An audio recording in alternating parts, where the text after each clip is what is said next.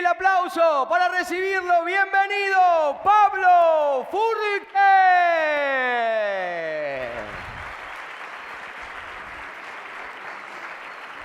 Tenemos micrófono, por favor. Ahí está. Gracias. Bienvenido, Pablo. Micrófono, pasador. Muchas gracias. Hola. Ahí lo prendo. Ahí está Perfecto. prendido, creo. ¿Está prendido? Listo, perfecto. Hola a todos. Veo que vienen bastante cansados de la noche. No vi que nadie ofreciera Red Bull para distribuir gratis. Creo que varios lo necesitarían. Voy a tratar de hacerle lo más amena la charla, siendo que es un conocimiento técnico el que vamos a abordar, pero hacerlo lo más interactiva y cualquiera que tenga una pregunta en concreto, más allá de que al final podemos hablar, puede levantar la mano en el mismo momento que lo estemos presentando. ¿De qué vamos a hablar? Un poco de la innovación y el emprendimiento. ¿Qué vemos como esta parte de lo que es? ¿Qué está pasando hoy y qué viene sucediendo desde hace un tiempo? Ustedes estudian ingeniería industrial en varias universidades del país, donde están adquiriendo los conocimientos estándar que se fueron procesando las distintas corporaciones después de la Segunda Guerra Mundial hasta la aparición, si se quiere, de las tecnologías de renovación, como puede haber sido la industria del plástico y después las industrias informáticas que empezaron a modificar esos parámetros en los que son las corporaciones. Pero siempre todas las metodologías y todas las profundizaciones de los distintos hitos de las organizaciones tiene que ver con un enfoque que es básico, que es las 4 M's, el análisis de lo que se llama las 4 M en inglés, que son el hombre, la máquina, el método y los materiales, y la más básica de todas las estructuras, que son las 5 S's, que es la organización propia de los procesos del trabajo personal. Eso ha ido evolucionando hacia un cambio de una visión un poco más desarrollada e, si se quiere, atacada por las distintas soluciones tecnológicas que nos han llevado a una necesidad de entender muchísimas más herramientas para apoyarnos en lo básico, para poder entender de lo que estamos trabajando y haciendo en las organizaciones. Entiendo que todos están bastante avanzados en la carrera industrial, entendiendo un poco cómo lo que estudiaron particularmente en las materias iniciales ahora se empiezan a juntar en las materias que hilvanan un poco los métodos de gestión de las distintas organizaciones, ya sea en un rubro productivo, en un rubro de emprendedurismo o en un rubro de comercialización de productos. Todo proceso y toda actividad va a ser conducida por ustedes y está en la capacidad de tener esa posibilidad de interactuar con las distintas capacidades, el éxito o la profundidad que puedan adquirir en su vida profesional. En esto hay que como tener un autoconocimiento, que se los recomiendo que hagan algunos test temperamentales, que hay en internet, hay millones, pero como que sepan entenderse ustedes primero de si son orientados a lo técnico, a la visión unipersonal u orientados a la gestión y a la interacción con otros. Es importante entender ese concepto. Si quieren pueden buscar el test de los 4 pájaros, que tiene que ver con si soy paloma, soy búho, soy águila, y cómo me relaciono con otro y qué necesidad de mensajes tengo que generar en esa interacción. En ese sentido, ¿cómo podemos visualizar lo que es un método de trabajo? ¿Sí? Seguramente ustedes han visto estándares de proceso con la definición de tiempos de ciclo, tiempos de operaciones de personas, un tiempo de máquina, un tiempo de enfriado, un tiempo de cambio de molde, un tiempo de procesos de secuencia de línea. Entiendo que estuvieron en visitas en algunas de las plantas más importantes, como vimos Arcor o la planta de cartones, que es algo impresionante, o si no CNH o el mismo F2J, que antes era Valeo, donde se puede apreciar un poco cómo mecanismos y engranajes de la organización van interactuando en una forma coordinada para un objetivo común, que es la producción secuencial en los costos que requiere el negocio que estamos comandando. ¿Para qué? Para poder comercializarlo y a su vez garantizar una calidad estándar de ese procesamiento de productos. El método tiene que ver con esa necesidad, donde en un esquema inicial, con el análisis de las 4M que se desarrollaba en papel en base a un conocimiento técnico, empieza con la separación de qué va a hacer qué persona, cómo tiene que ser realizado, qué características necesita tener para poder ejecutar eso. Y hoy podemos contar con gestores tecnológicos que lo único que hacen es la posibilidad, o nos amplían la posibilidad de administrar miles de variables al mismo tiempo.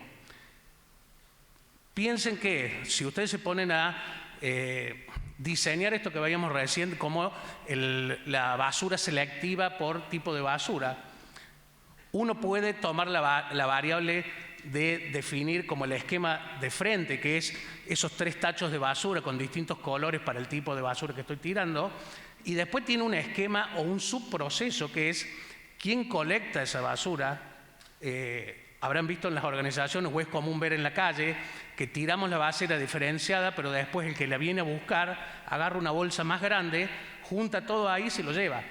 Entonces es una falta de como profundidad del proceso y la secuencia que es necesaria tener en todo el ámbito productivo o esa cadena de valor que estamos buscando. En esta slide como estamos apreciando un estándar de CNH, que algunos pueden haber tenido la suerte de ir, donde se ve un proceso de cómo el orden, la limpieza, el lugar dedicado a cada una de las cosas, en la frecuencia de uso y en la necesidad de tomarlo directamente, tiene que ver con el aprovechamiento total del recurso paralelo, que puede ser el material, la persona o la preparación para esa interacción con la máquina necesaria para la utilización. Es común o le va a tocar entrar a distintas organizaciones o pueden tener una organización propia donde parece muy fácil decir hagamos las 5S, marquemos, dejemos los pasillos libres, empecemos a darle un lugar a cada cosa y uno se empieza a encontrar con 1000 problemáticas derivadas de la falta de simpleza desde los orígenes de la creación del producto. Es muy normal que las organizaciones empiecen con una actividad, la actividad que se le da la prioridad no sea la fundamental para después y termina como atacando los distintos bases del servicio. Entonces uno se encuentra en plantas que parecen lindas, pero de repente se encuentra con flujos en contrasentido o situaciones de sobrestock o situaciones que ves para un costado y ves cosas apiladas una tirada arriba de los otros o a veces ni pasillos porque siempre es la urgencia del momento lo que impide el trabajo, si se quiere, en un objetivo secuencial en el tiempo. Como materiales, todo proceso productivo requiere materiales y a su vez la gestión de la transformación de esos propios materiales. Todo el mundo esto lo piensa que es muy simple, es una de las cosas más complejas de las organizaciones y tiene que ver con saber dónde está, dónde va, cómo tiene que venir y cómo tiene que ir cada uno de los productos y procesos que administro en todo lo que es mi cadena de valor, desde el último de mis proveedores hasta el último de mis clientes. Y ahí la estructura técnica de conocimiento tiene que ver con definiciones de funcionamiento estándar de las plantas, funcionamiento de conocimiento logística avanzada, funcionamientos de packaging. Ya vamos a ver la importancia hoy del packaging en lo que se llama el unboxing en el e-commerce, que es como, si se quiere, la experiencia nueva, más orientada a la generación de ustedes, que tiene que ver que casi es más importante la apertura de la caja que el producto que conlleva la compra del e-commerce, ¿sí? Que se puede apreciar un poco con comprar un iPhone y lo que significa esa apertura y el unboxing perfecto de la experiencia de ese usuario, ¿sí? Todo eso viene de la metodología como la que están viendo acá, que es la definición de un estándar que conlleve y contemple todo mi flujo de materiales, por los cuales tengo que saber todos mis materiales cuáles son, de dónde vienen, en qué cantidad, con qué packaging, cómo los voy a administrar en mi proceso, y desde ahí entender cómo esa posibilidad de estandarizar se me va a hacer reflejada en las 5 S, que tiene que ver cómo voy a ordenar algo si no sé lo que tengo que ordenar. Es muy fácil pedir y muy difícil saber todo lo que pasa adentro de una organización industrial en virtud de los distintos ejes que conforman esa organización y los procesos productivos que conllevan. Seguramente va a haber acá muchos que van a caer o hacer su carrera en lo que es ingeniería de producto, que son los que definen la bill of material de los distintos productos que comercializamos, que tienen varios ítems por debajo, que son los subgrupos que fabricamos más las piezas que compramos. Y generalmente la visión técnica está muy alejada de lo que es el flujo real de esos materiales. Y eso conlleva que sea imposible estas definiciones estándar y la gestión centralizada de ese conocimiento y de esas posibilidades de mejora. No es situaciones que son ni complejas ni difíciles, son muchas, pero para que sean muchas y poder hacerlas, sí o sí necesitamos lo que es el conocimiento tecnológico que nos deje administrar las variables. Hoy, como nadie, tienen ustedes o la generación de ustedes una oportunidad por la aparición de lo que es la inteligencia artificial, si bien es un interpretador de lenguaje, pero tiene todas las respuestas a las preguntas que ustedes puedan realizar. El tema es saber qué preguntar y cómo hacer esa profundización de los conocimientos generales que están adquiriendo en visión o en busca de esa profundidad personal de hasta dónde puedo llegar y qué puedo construir. Todas estas herramientas que son un poco más estáticas, que seguramente la están estudiando, tienen que ver con distintas visiones de las corporaciones para su propio negocio. La estructura organizativa de Ford es muy distinta a la estructura organizativa de Fiat, muy distinta a la estructura organizativa de Peugeot u otros. Todos apuntan a la misma gestión, pero todos hicieron como su propio discurso de qué hay que hacer en el mundo. Lo mismo hace McDonald's, lo mismo hace Starbucks. Todos tienen como su propio mecanismo. Son los nuevos ingenieros los que van a poder juntar esas experiencias con una visión tecnológica que es el paso para hacerlo en la inteligencia artificial. Yo sé que en el estadio técnico que se encuentran ustedes es complejo como visualizar eso, pero son ustedes los que lo van a aprovechar, como hoy se están empezando a ver las primeras tendencias en el agro de ese aprovechamiento de lo que es nuestra historia o producción agrícola que tiene nuestro país.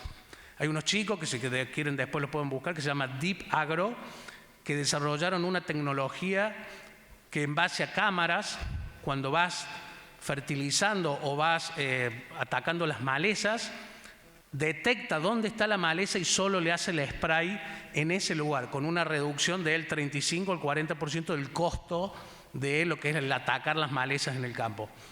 Y son chicos un poco más grandes que ustedes, que estuvimos juntos en Estados Unidos, y es una idea basada en saber lo que hacen, haberlo estudiado y conocer las posibilidades que el mundo de hoy tiene, ¿sí? Con respecto al hombre, que es la base central de todo, toda actividad industrial está basada en una persona. Después vemos si la podemos automatizar, si tiene que ser de bajo costo o alto costo, o robotizar, como hay algunas tendencias e ideas en cuanto a algunos funcionamientos a plantas oscuras, que se llama, que es plantas trabajando en formas secuenciales donde no hay persona o solamente participa en el seteo de esas personas. Para los estándares de persona siempre va a ser lo mismo, empezar por el A, que es no dañar a la persona, como vimos recién los parámetros de seguridad que todos tenemos que estar conscientes y muy presente siempre. En ese aspecto lo mismo pasa con las actividades industriales. Si mando a una persona que se agache 60 veces por hora a buscar un atornillador, porque eso es lo que tiene que utilizar en el trabajo, seguramente va a tener problemas de columna con el paso de una semana, un mes o el año de trabajo. Y lo mismo para analizar la profundidad de un trabajo secuencial, como puede ser el montaje de un panel multiproducto en una línea de vehículos, que le viene un car kit que tiene un producto, el ítem de la cantidad 1 para todo, donde la persona monta en la secuencia de 60 segundos un tablero, el cockpit de los instrumentos, la perilla de la marcha de cambios, el aire acondicionado que vemos, la tablet, y la secuencia sigue. Y él tiene que hacer eso 60 veces por hora, pero está en una posición parado, relajado, con un piso que le permite tener flexibilidad y no cansarse a lo largo de las 7 horas, a su vez con descansos programados para que recupere ese ánimo, y todo en base a un esquema de ergonomía, de trabajo controlado y de trabajo orientado a la productividad en el tiempo de los recursos humanos que administramos. Son los ingenieros los que hacen estas herramientas, a los que analizan este tipo de conocimiento y profundidad para obtener el mejor rendimiento económico en la cadena de valor que administramos. Se van a encontrar seguramente con muchas actividades que dicen las personas son baratas, pongamos más personas en contra del procesamiento de todas estas metodologías. Y acá lo que uno tiene que visualizar es cómo un engranaje conlleva la interacción con el otro engranaje. Si yo no mejoro este funcionamiento, es muy difícil que pueda mejorar el método, es muy difícil que pueda hacer una automatización, o es muy difícil que pueda hacer una robotización futura, y mucho menos controlar tecnológicamente todo este tipo de datos. Uno de los últimos sistemas que estábamos implementando en Toyota con este tipo de herramientas avanzadas es lo que se llama el chicken, que es los pasos monitoreados tecnológicamente que una persona da en su puesto de trabajo, o sea, entender este movimiento, si se quiere, cuántas veces lo hace para tratar de evitar esa rotación personal y que no desperdicie energía en ese tipo de micromovimientos apuntados no a un rendimiento económico de ese trabajo en sí, sino a una estabilidad del recurso en el tiempo que nos permita capacitarlo con este tipo de radar charts y a su vez entender cómo vamos a ir profundizando esos conocimientos en virtud de las estrategias de negocio que tenemos, y no que a los 10 años tengamos que hacer una renovación de planta porque nosotros mismos los saturamos de tal forma que llegan a una eliminación del recurso por uno nuevo, ¿sí? Por problemas médicos o cambio de puesto o lo que sea. Y por último, de esta parte que es un poco más como el estándar, si se quiere, está todo lo relacionado a las máquinas y sus gestiones. Las máquinas son como los humanos, necesitan descansar, tienen un ritmo un poco mejor. Eso hace que sea un poco más calendarizable el cuándo hacerlo, pero se van a encontrar que es muy complejo que los managers de las organizaciones quieran parar las máquinas para trabajar, o sea, para hacerle mantenimiento y para mantenerlas en el último estadio de sincronización o ajuste. Lo normal, como somos personas, que nos pasa con todos los elementos que utilizamos, celular, auto, el botón de la casa que tiene que abrir la puerta, la cerradura, con toda máquina que nosotros interactuemos, industrial o no industrialmente, generalmente la llevamos al límite de la vida en funcionamiento para repararla. Nunca nadie hace el mantenimiento calendarizado en la forma que lo recomienda el fabricante para mantener esa máquina trabajando. Estoy seguro que no me hace falta ni preguntar que cuando empezó el frío, muchísimos de acá tuvieron que cambiar la batería porque no arrancaba el auto bien o en la forma que arrancaba antes. ¿Por qué? Porque lo llevamos al límite y nunca respetamos la interacción de las máquinas con lo que las mandamos a hacer. En estos esquemas aparecen herramientas como TRS, TRP, seguimiento de micropérdidas, pero el primero que hay que ver es el estándar de las 4 M's y de nuevo las 5 S de la máquina.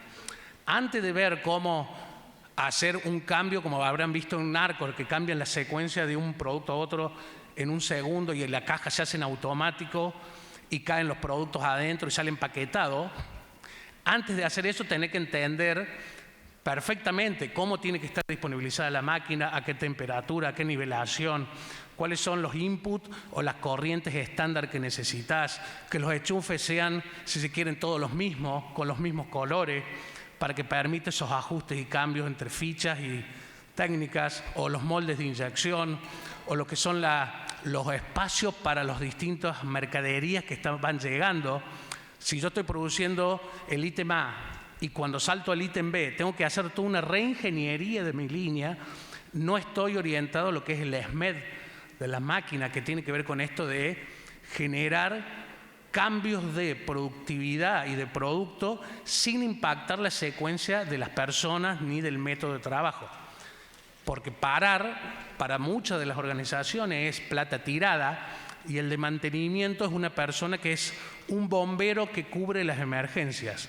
Si no consideramos que ese servicio es tan importante como los materiales o como, si se quiere, la calidad o el método de trabajo, no estamos contemplando una de las bases de la metodología de la ingeniería que tiene que ver con estos 4 estándares. No hay metodología más común en el mundo que las 4M y las 5S, donde las 5S doy por sentado que todos sabemos cómo es el esquema de entender dónde estoy, o sea, mi puesto de trabajo, sacar lo innecesario primero, limpiar, después ordenarlas en la frecuencia de uso, después de marcar ese uso y después como hacer la vuelta nueva con ese nuevo estándar que voy generando, ¿sí? Uno de los esquemas que todos aplicamos las 5S, por ejemplo, en nuestras casas, sin darnos cuenta, por una simple conducta humana, todos tenemos seguramente latas de tomate, lata de arveja, lata de chocolo en nuestras alacenas. Y la dimensión que le damos a cuántas latas tenemos de cada uno tiene que ver con la conducta estándar de las 5 S, de la frecuencia de uso, la cantidad que me entran de todas las latas en total, entonces le damos un orden y tenemos como una lógica de consumo, a su vez una reposición de esa, una vez consumida, cuando vamos al supermercado sabemos, me hacen falta 2 latas de 3 de estas, o 5, o 10, o la que sean, que a nosotros nos guste.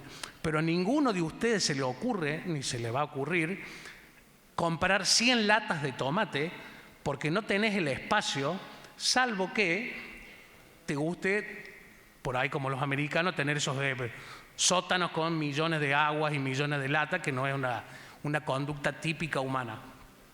Ese mismo principio es exactamente igual en las organizaciones.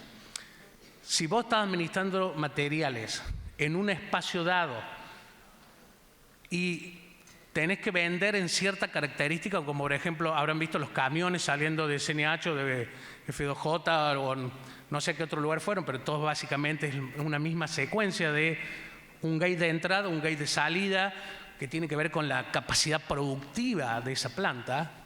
No vieron 100 camiones en el ingreso y 2 camiones en el egreso, ni viceversa, porque tiene que ver con un dimensionamiento estándar y que funcione como ese takt time, que es una de las herramientas más importantes para aprender, que es esto, los tiempos necesarios de producción que se reflejan en un ritmo y cómo todos nos amoldamos a ese ritmo, un poco como cuando bailaban recién con el presentador. El ritmo es ese, hay que ayornarse ese ritmo. Y ahí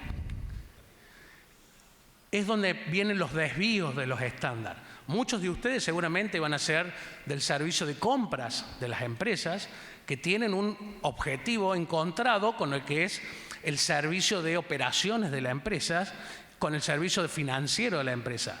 Porque si nosotros vamos a comprar, es mucho más barato comprar mucho que comprar poco. Todos sabemos que si vamos a un mayorista y compramos un contenedor de latita de tomate, nos va a salir mucho menos que si vamos al kiosco de la esquina a comprar una. Pero después está la administración de todo ese material en las dimensiones que necesitamos para nuestro ritmo productivo y ritmo de trabajo. Entonces, en esa historia de la ingeniería posguerra mundial y post-90, después de la industria del plástico, aparece lo que es la figura de la supply chain, que es la visión de cadena de valor como un todo, que junta estas 4 metodologías de las 4 M's más las 5 S's y empieza a analizar desde una visión gestional lo que es una organización como un todo. No me sirve de nada ganar plata comprando barato si después no lo puedo vender. No me sirve de nada vender barato si después para producirlo necesito más plata. Entonces, entender toda esa secuencia y entender dónde están esos hitos estándares para poder visualizarlos en los productos. Muchos de ustedes son más chicos, pero a algunos les gustarán los autos, me imagino. Habrán notado un cambio desde, si se quiere, la producción de los años 2000 a después del 2010, que tiene que ver con el convencimiento mundial de la utilización de los autos estándares de producción con menos tipos de vehículos o menos modelos disponibles y la customización y la adaptación de ese vehículo al usuario en la última punta de nuestra supply chain, que es la concesionaria de los vehículos. Antes, los vehículos venían más de línea, si se quiere, más de la fábrica, en las distintas versiones. Y el entendimiento de esa supply chain llevó a que el auto sea en la línea producido más estándar, más secuencial, con las características y transformado a esa versión full o esa versión económica en la concesionaria, en la customización del cliente. Eso tiene que ver entre la experiencia del usuario, la estabilidad del producto, la disponibilidad para un comprador o para otro. Son ventajas que tienen que ver con la cadena de valor que fue haciendo toda esa, si se quiere, adaptación de la supply chain en el mundo. Y así hay millones de situaciones. Por ejemplo, las cosechadoras, la cosechadora es la misma, se la puede comprar con ruedas patonas, que son, cuando vos tenés campos que son más bien secos, que no tiene que embarrarse, entonces la rueda patona te sirve más porque no daña a la tierra, o ruedas duales, que habrán visto el cosechador con 2 ruedas adelante, que es si tenés producción de arroz o llueve mucho en tu zona, es mejor tener ruedas duales porque se ajusta mejor al tránsito sin generar grandes pozos en la superficie, digamos. Todo eso se hace en la concesionaria con un FI Kit, que es una forma de hacer una adaptación al campo de los distintos usuarios que conllevan esa industrialización de un producto. No sé si voy claro o no, o muy rápido.